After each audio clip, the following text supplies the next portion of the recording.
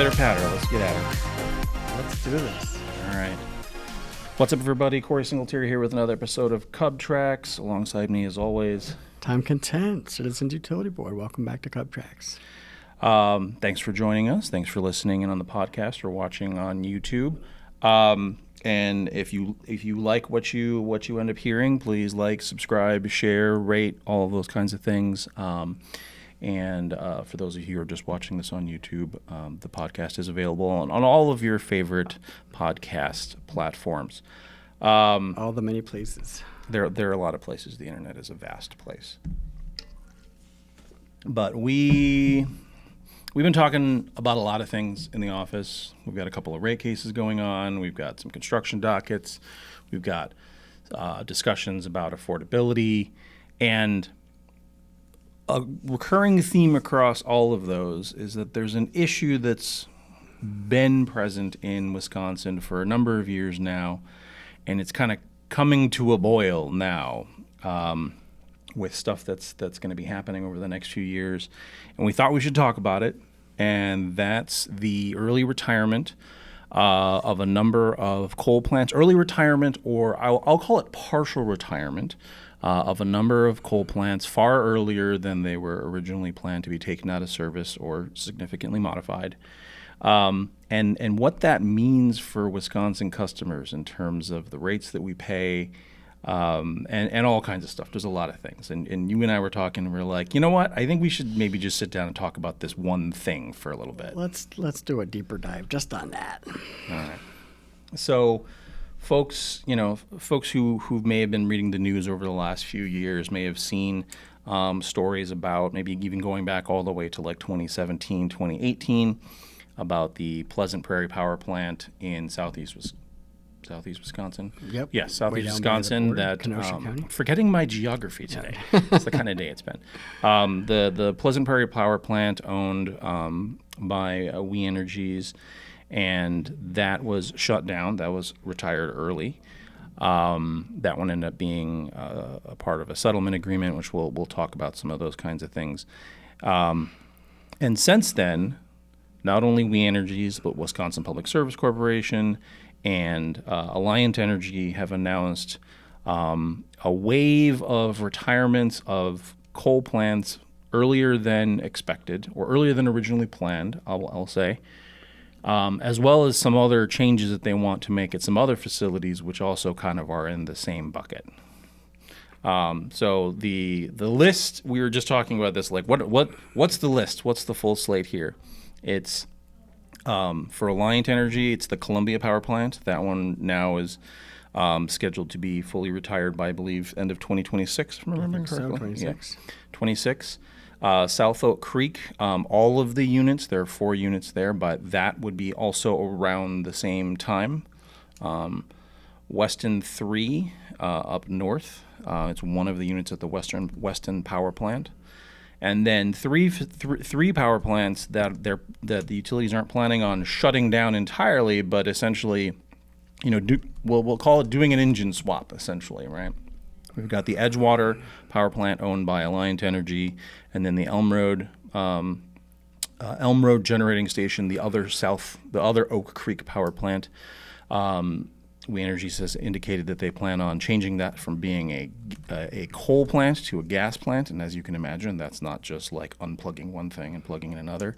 And the same thing with the newer unit at the Weston Power Plant. So that's a lot of moving parts. A lot of moving parts, and throw in I just remembered the Pulliam plant up in Green Bay that shut down. Did shut down in recent years too. Mm-hmm.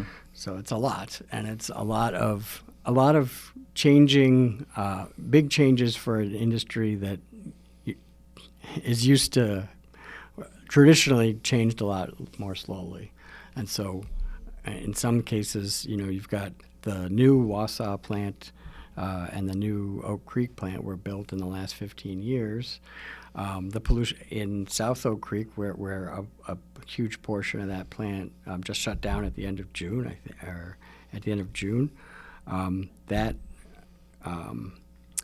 that plant just added pollution controls in order to keep it going in 2012, and so everything everything's changing on a dime, as they say. And one of the challenges with the way price impacts for customers are felt is there are these waves of building cycles, and so we went through this wave of building, and saw big upward pressure on the energy costs, and no sooner had that wave of building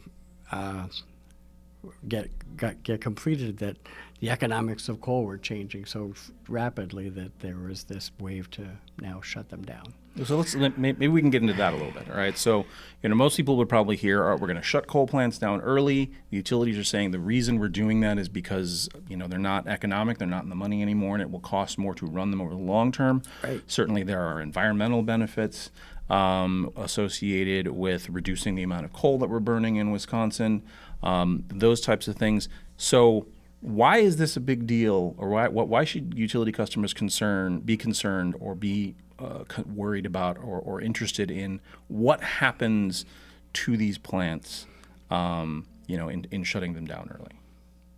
I mean, because there's so much money involved in terms of what we're looking at in the coming years, with the cost to pay for the new one, whatever's going to replace the coal, and then so much money involved that still remains to be paid off on the coal plants and the recent investments that just went into rates in the last 10 to 15 years. So that's really kind of the sticking point, right? Because when these plants are built and customers start paying for them through the rates, it's kind of set up in a schedule. It's almost like a mortgage, right? Right. Say a 30-year or 50-year life on a power plant or whatever the case might be.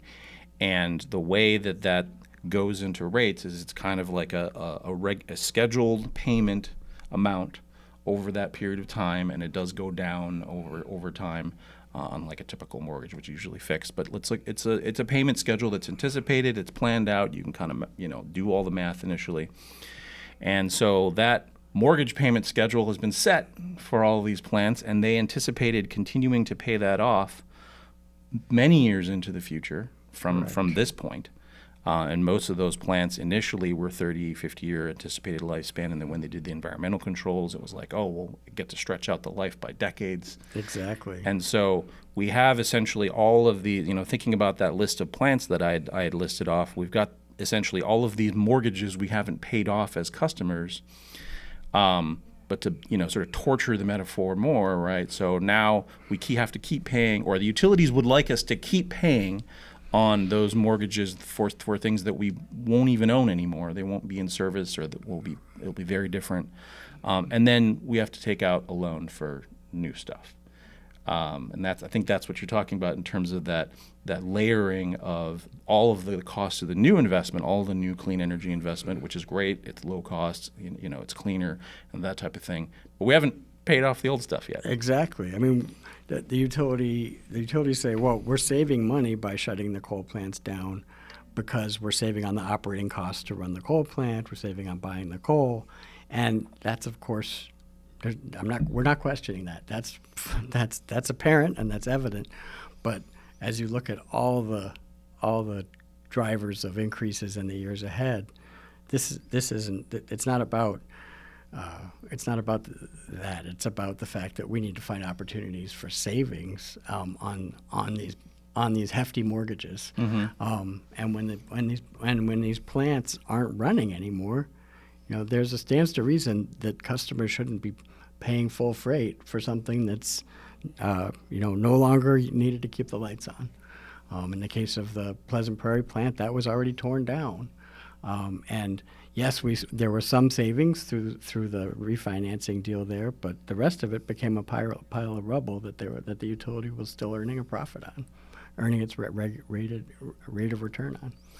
Yeah, and maybe backing up a little bit so folks kind of understand, right? All the utilities, when every single one of them, when they've announced this retirement and then they come before the commission to say, okay, we're going to retire it and this is what we're going to do with what's still on the books and how we're going to have customers pay for that, their expectation is that they are entitled to essentially, as you put it, full freight for the cost of those plants, for the return on those plants, as if it were still running. Exactly. Right. And it's always struck me that there's a little bit of asymmetry, getting a little wonky. Like when you build a power plant, you don't, even if it's like mostly constructed and it's sitting there, but you haven't turned it on, you haven't flipped the switch and have it start providing service to customers, you don't get to start recovering those costs. You don't get to start making customers pay for it until it's placed in service and is used and useful for the purposes of providing utility service. Yep. And so it strikes me as odd that on the back end, when things change and the investments that the utilities made in these facilities essentially goes south, right? The utility, the investment did not pan out the way they thought. That somehow on the back end that they are now they feel they are entitled to, full recovery of that. Yeah, used and useful. It's an important term. It's not plain. It's not the most plain language term, but it's a very important term in this context. That is a plant. It's one of a plant needs to be used and useful to be in rates. Yeah. And to be recoverable from customers through rates. And, it's just hard to make an argument that something that's a pile of rubble that used to be a power plant is used and useful. Yeah, and we've seen in some other states, even very nearby, right, where, take, for example, Minnesota.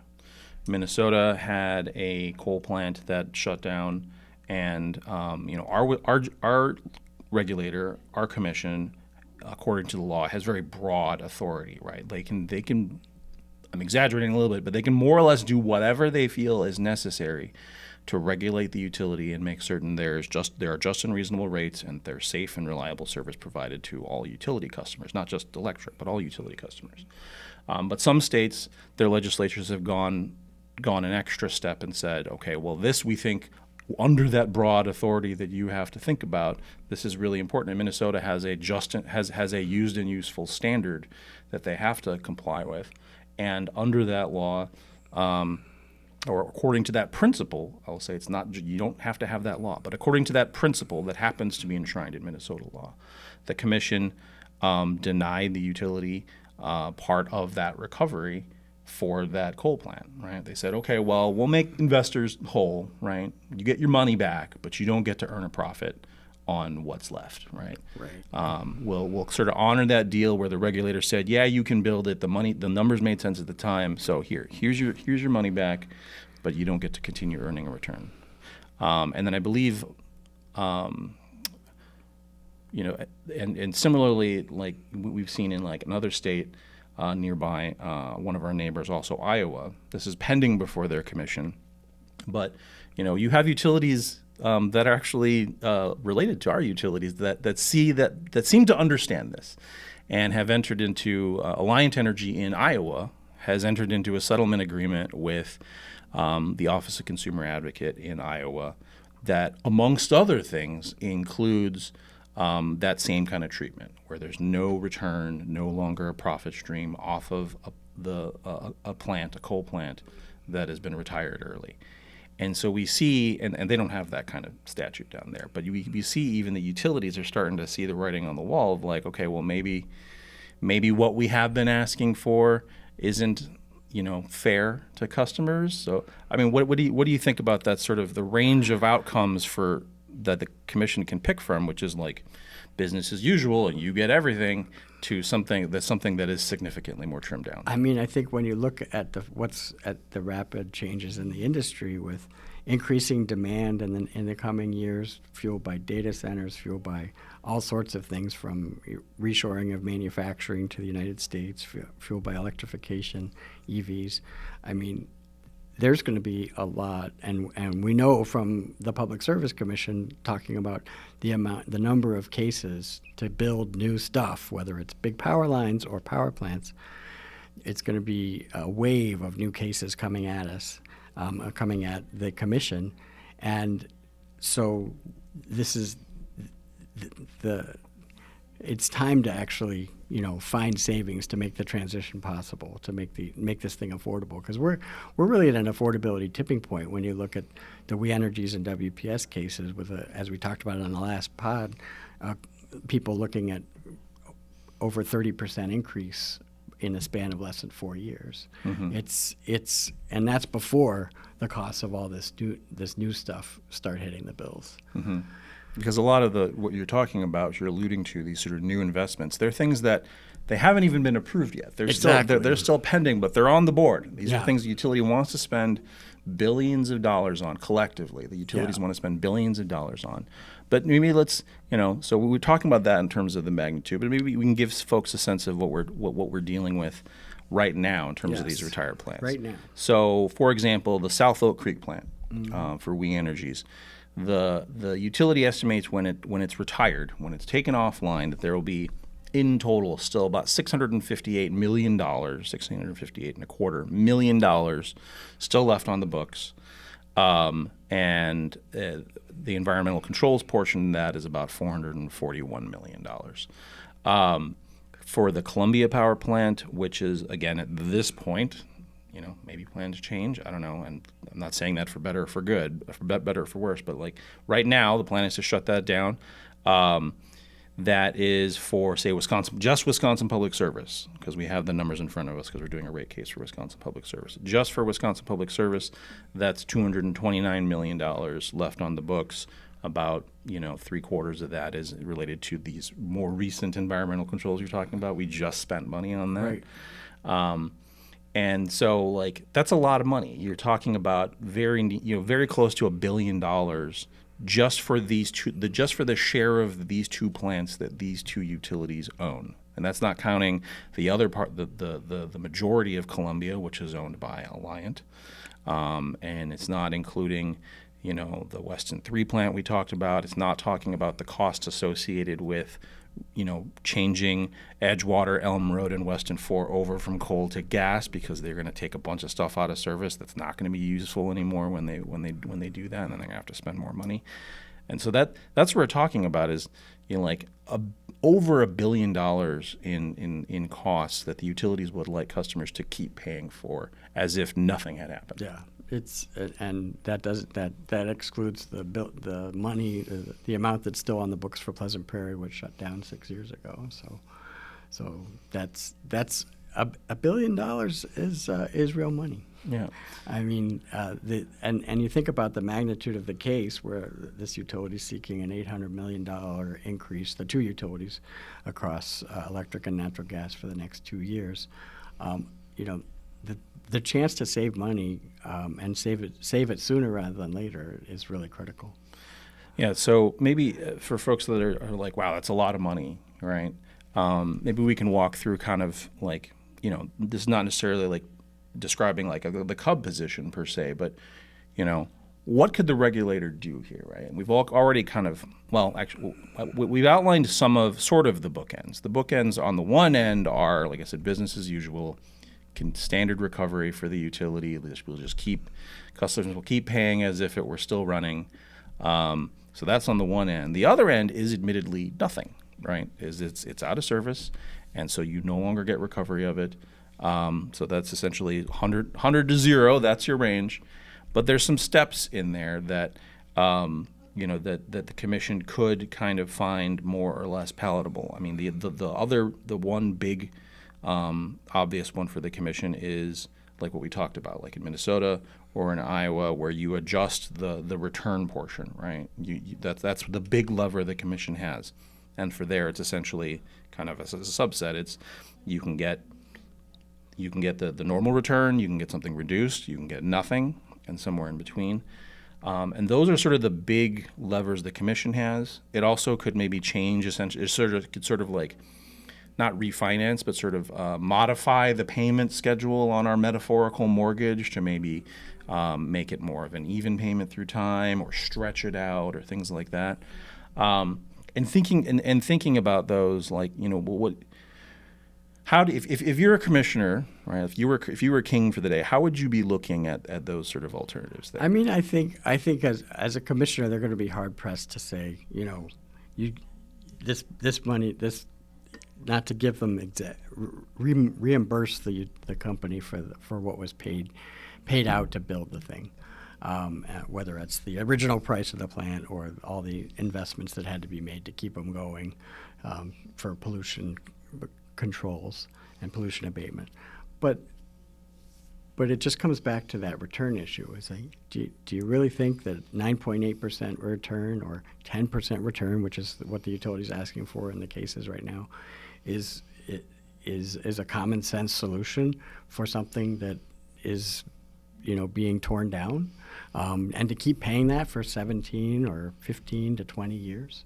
That I think as a commissioner, you have the ability to say that just doesn't add up to allow that full 9.8 to 10 or wherever they land on the return on equity issue in the case, would be the amount that in theory you could actually save customers that amount.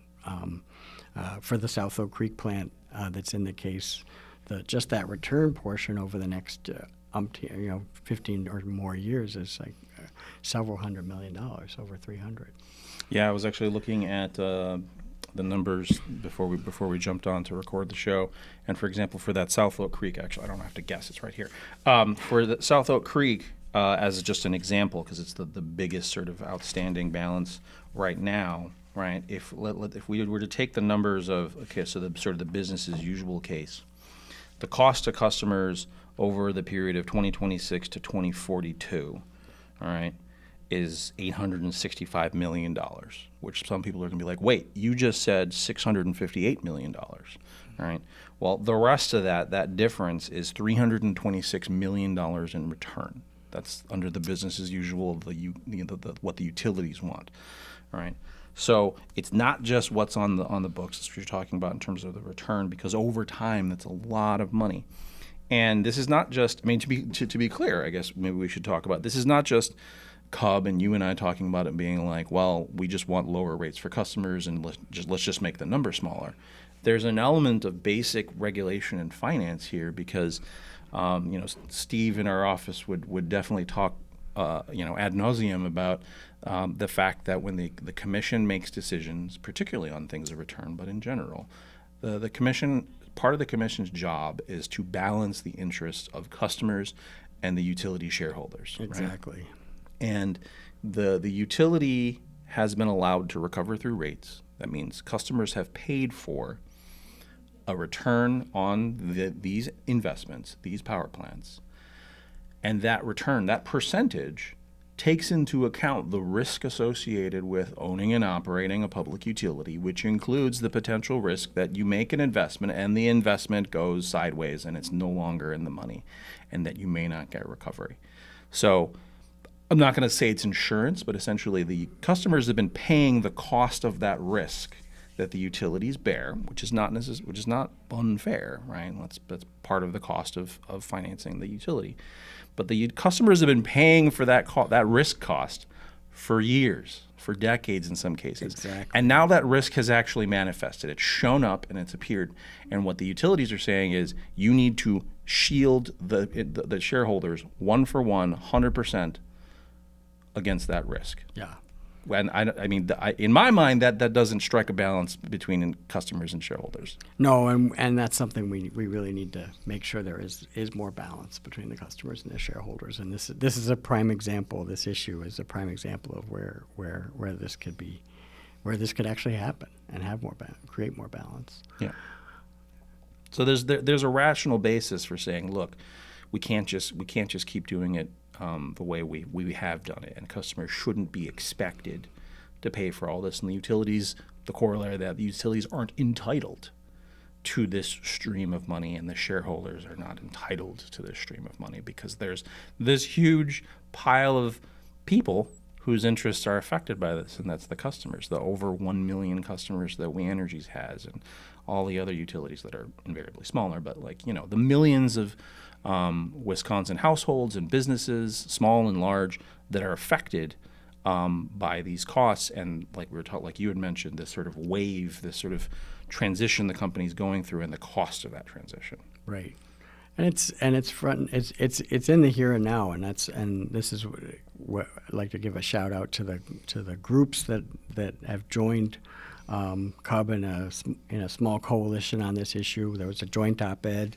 in the Journal Sentinel. It's on JS Online, but talking about the this issue and the fact that, on South Oak Creek, you've got over $300 million in profit. And so Wisconsin Industrial Energy Group, the large manufacturers, AARP Wisconsin representing seniors, Walnut Way Conservation Corp in Milwaukee, and Americans for Prosperity. So pretty broad-based groups across the spectrum coming together to say, this is a key issue in this case, and this needs to be dealt with.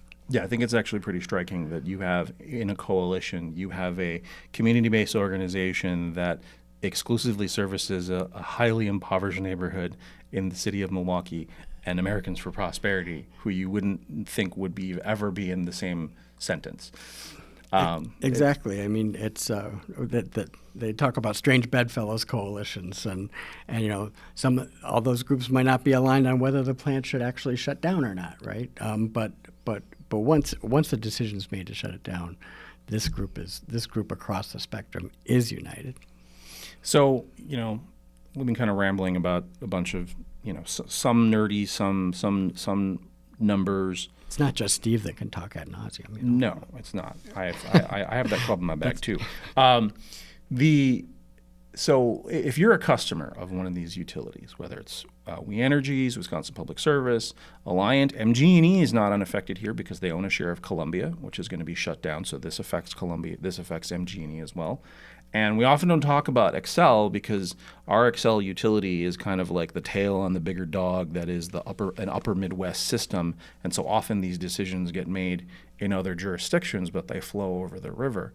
If you're a customer, if you're talking to a customer and they're hearing about this for the first time, what would you recommend that they do or think about or who to talk to? I mean, I think the coalition we talked about is a bunch of groups, but it's good if the people can get involved. And when the public comment period for these cases opens, I think people should put a spotlight on this. I mean, I think this is it doesn't make. This is why we call it in the op-ed we called it fuzzy math. I mean, when in the private sector, when somebody builds a factory for that ends up not working out, they don't have somebody to reimburse them for those costs, right? You've got to eat those costs, and that's where I think people thinking about this issue are like, well, this isn't fair. This isn't fair, and so I think people need to actually raise their voice and say, this. Let's find a solution here that saves people, hundreds of millions of dollars in the years ahead. Yeah, so we're sitting here at the beginning of August. You had mentioned comment periods for cases. So right now, as of recording, there are 2 rate cases going on, one for We Energies and Wisconsin Gas, but this doesn't affect Wisconsin Gas. But for We Energies companies, as well as Wisconsin Public Service Corporation, they're kind of going on at the same, they're basically tracking at the same time. And we expect, hopefully in the next maybe week or 2, that those comment periods will open. Those comment periods open usually when the commission sends out a public notification of when the public hearing will happen. That hasn't happened yet, but hopefully, as folks are listening to this, maybe that will happen soon, and that's an opportunity. Exactly, and we'll keep people posted through our blog and on our active cases page, and on the next pod. If that is open, even when that is open, and then there will be public hearings in person and virtual, tentatively early October, that people can also participate in the process that way. Yeah, depending on your style, you don't have to do both. It's actually one or the other. It's recommended that you do not do everything. Pick your plan. Yeah, but if you would rather just sit there and write a scathing comment online, you could do that. You can show up and speak, provide your input in person, and that's all transcribed and given to the commission when they make their decision. And you can do it over Zoom. Yes, and it is virtual. They will have that opportunity again. And I'm sure we'll send out notifications via our email newsletter. E-newsletter, so sign up for updates or sign up to get the CUB e-newsletter if you're not already getting it. Yep. Plug for old technology. So this. Speaking of old technology. my old employer. Newsprint. Print newspapers. Print newspaper is still alive. It's still going, especially on Sunday. So, we can't actually speak directly to the commissioners even with this, but, what message would you love for the commissioners to hear or to take out of all of the testimony and the messaging that invariably is going to show up in these rate cases? I mean, I think things have changed. Just as the industry is changing rapidly and transitioning rapidly, regulation has been evolving too. So you talked about Minnesota and Iowa, but there are other states in the last 6 to 10 years that have reduced or eliminated return on coal plants, and it was part of something involving the coal plant was part of a big Arizona decision a few years ago. There was one in either Missouri or Kansas several years ago. And I think, and Minnesota, after doing that one plant,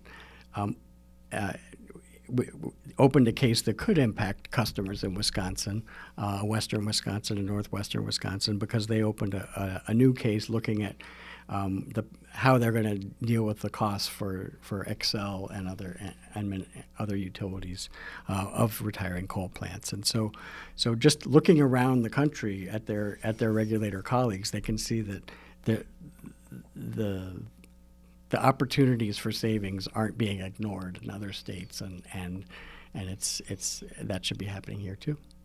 Yeah, and one thing that pops to my mind that I think we should probably maybe check off is, so we talked about sort of the levers that the commission can pull, right? Basically sort of modifying accounting and how we schedule or modify the payments or payment schedule for the what's left on the books. There is a pathway that the utilities can propose, that it's a door only they can open, but it's still up to the commission to decide whether or not it's in the best interest of customers, and that's securitization. We've seen securitization once thus far in Wisconsin with the Pleasant Prairie Power Plant.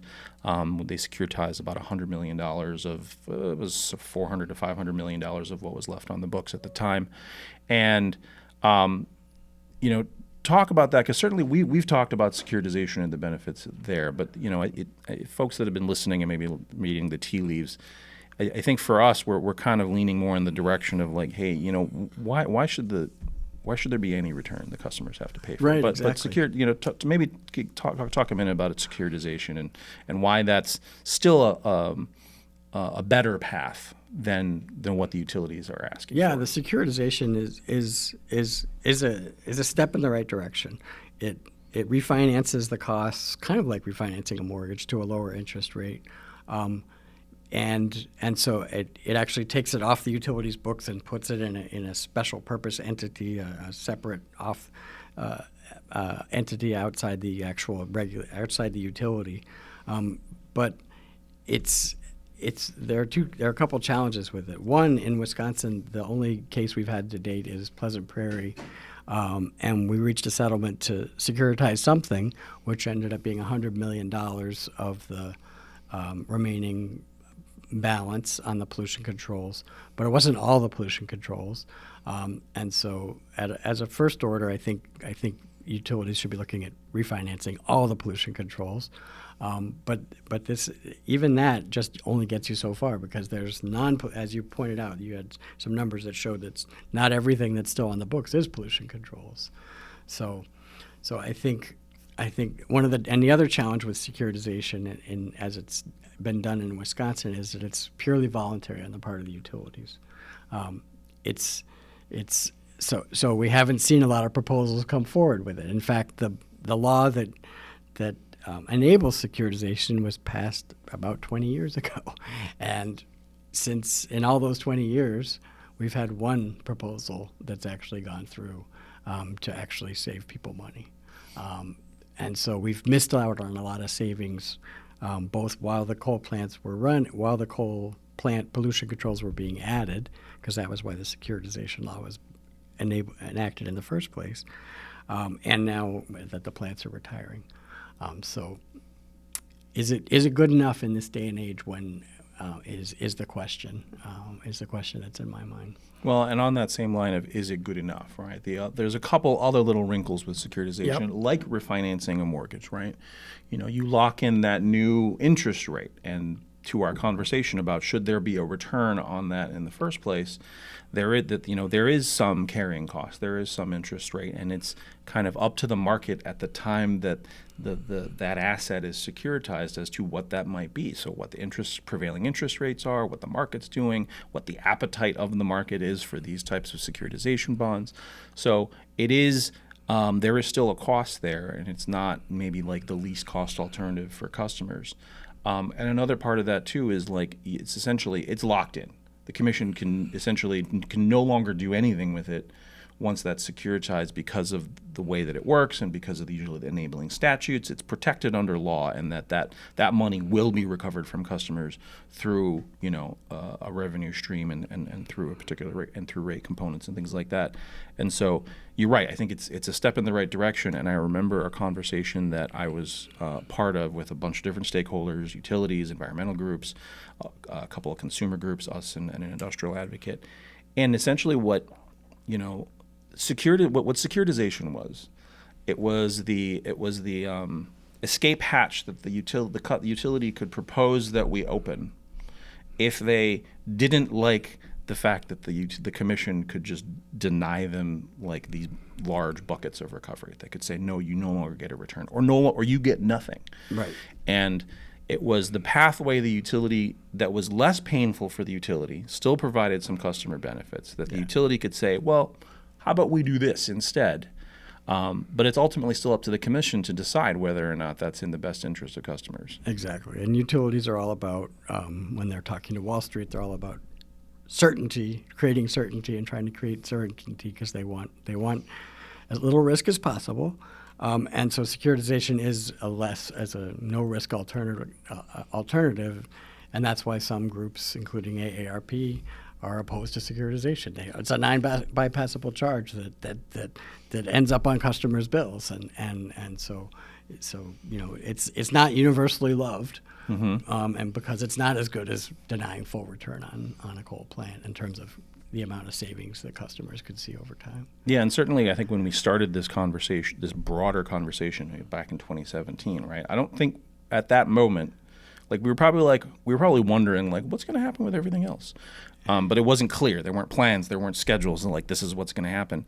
And I think a lot of folks thoughts on how appealing securitization is as a pathway has changed just due to the scale of this, right? We're not talking about onesies, twosies. We're talking about more or less the entire fleet that we're doing something substantial to, either retiring it or overhauling it substantially, like doing I likened it to like an engine swap in a car, right? Like it's a big deal, and there's a lot of money at play. And so we're not talking about just like a P4, a Pleasant Prairie Power Plant, or one plant. We're talking about almost everything. And so when it gets to that scale, you have to really start thinking, does the math still math out on pathways like securitization in that situation? Right. And just to reinforce that point, you said that I think your numbers were about $800 million just on that Oak Creek site. And it's that Oak Creek site and sites near it where the utility is proposing to spend $2.1 billion on new natural gas infrastructure. So that's the natural gas plant that would be right at the Oak Creek site, an LNG storage facility right at the Oak Creek site, a small pipeline, and then a smaller project in Kenosha County. Altogether, that's $2.1 billion, just as the kind of the next, as what hasn't been approved. It's just application so far, but what would be kind of the replacement vehicle for something for which there's still $800 million on the books. Yeah. So it's real money. Million here, million there, it starts to add up to real money, right? Well, that's the thing. On this issue, I mean, we're really talking a billion here, a billion there, because we're talking B's here, so it's big stuff. Yeah, and it's billions that not only you and I will have, and everyone else will have to pay for now, but for years to come. Right. And that's the other thing that we always struggle with is is it fair to saddle people who buy their first home 10 years from now, 15 years from now, with costs, with certain types of costs based off a decision we make today? Well, not us. We're not making the decision, but a decision that the regulator makes Maybe today. we should be making the decision. That is a whole other conversation. But yeah, so If that's. I had all the power in the world. Sorry, Kristen. Yeah. What does Kristen ask? If you had all the power in the world for one day, or if you were king for the day, or something like that? I've been on that podcast a couple times, and I've never said, I'm the decider. Yeah. So, we wanted to do a little bit more of a deep dive, or at least explore some of the issues on this, because it's a big one, but it may not elevate to get the most attention during the rate cases because there's so many things going on. But it is something that we're going to have to deal with We Energies, with, like I said, basically all of the utilities at some point over the next couple of years, starting now with We Energies and Pub Service. Right. And we're going to have to figure out this problem collectively, and the commission's going to have to be on board with a solution that, works for customers, that does fairly balance the interest of the utility and their shareholders against the customers, and make certain the customers aren't just left holding the bag. Yeah, and just one little add-on was that this issue has gotten the attention over at the Capitol. The legislature it knows that the rate increases are happening, knows that rate hikes are and that the energy transition is happening. And so this session, there was a bill that would have expanded the use of securitization so that you could, instead of just refinancing those pollution controls, you could actually refinance the whole thing. And that was a Senator Cole's bill, but with others signing on. And that also would have that bill would have also given the commission more power. In other words, right now it's voluntary, and they would have given the commission a little more authority to actually say securitization should be the approach used here. Unfortunately, that didn't get out of committee, but it just shows that this issue, because billions is real money, it shows that this issue has gotten the attention downtown from our elected officials. So I think that's another reason why this issue is so big. Yeah. Well, adding those additional options and pathways for dealing with this and making securitization available in more cases would certainly be.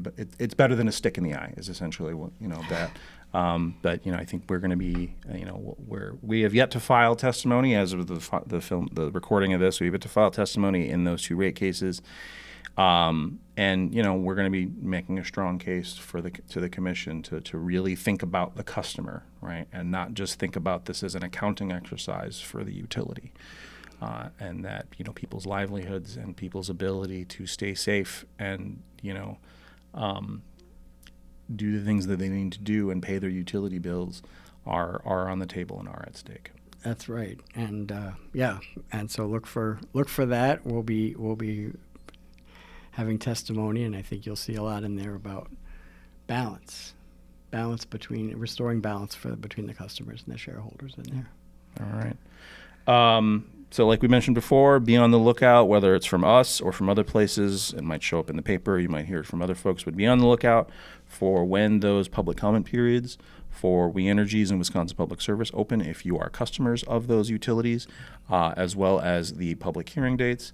And stay tuned for future episodes where we'll talk about other things, maybe circling back to this, but try to cover some other things that folks might find useful to know, or at least useful to understand when they look at stuff in the paper and go, I don't understand what's going on here. Exactly. And in the show notes, we'll have a link to this column, and we'll have a link to our active cases page. And once you can refresh that because once that public comment period is live, we'll have all the information about when the public hearings are, and a quick direct link to help so you can file your comment on the PSC website.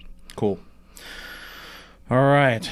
Thank you, everyone, for listening. Thank you, Tom, as always. Thank you. Thanks. Right. Please like and subscribe. All right. Thank you. All right. We'll catch everyone in the next one. Thanks.